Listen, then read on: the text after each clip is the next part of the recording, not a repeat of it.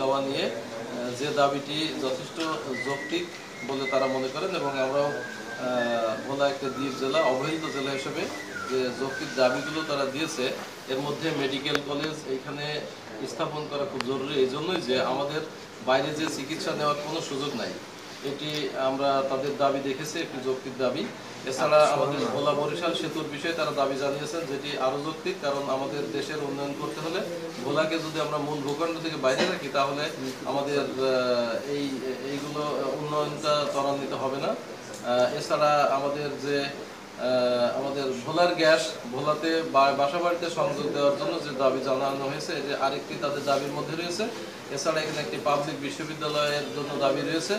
এই সবগুলো দাবি ভোলাবাসীর জন্য এটা আসলে খুব প্রয়োজন, এটা আমিও মনে করি। আপনাদের সাথে সাথে আমি সরকারকে বিভিন্ন সময়তে এই বিষয়টি অবহিত করেছি এবং আজকে যে আপনারা স্মারকলিপি দিলেন এইসব দাবি দেওয়া নিয়ে আমরা সরকারকে যথাযথ কর্তৃপক্ষকে আমি লিখিতভাবে অবহিত করব এবং বিভিন্ন ফোরামে এই বিষয়টি নিয়ে আলোচনা করব, যেন ভোলার উন্নয়নের জন্য যে একটি অবহেলিত দ্বীপ জেলা এই কার্যক্রমগুলো সরকার বাস্তবায়ন করেন এই বিষয়ে সরকারকে আমরা জানাবো এবং আমরা সকল প্রচেষ্টা গ্রহণ করব।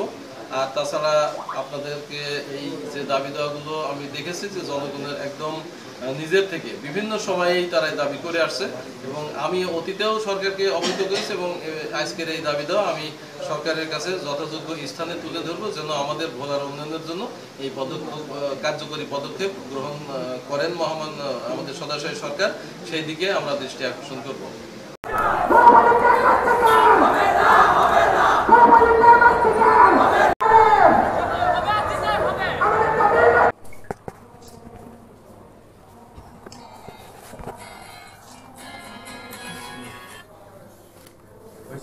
না না না স্যার, না স্যার হয়নি।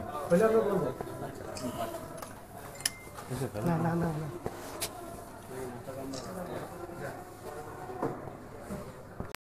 তাদের মধ্যে আপনারা যে দাবি করেছেন একটি গাড়ি অবৈধ ছিল, সেই বিষয়ে পুলিশ সুপার মহোদয়কে আমরা সেই গাড়িটি তার কাছে আমরা দিয়েছি।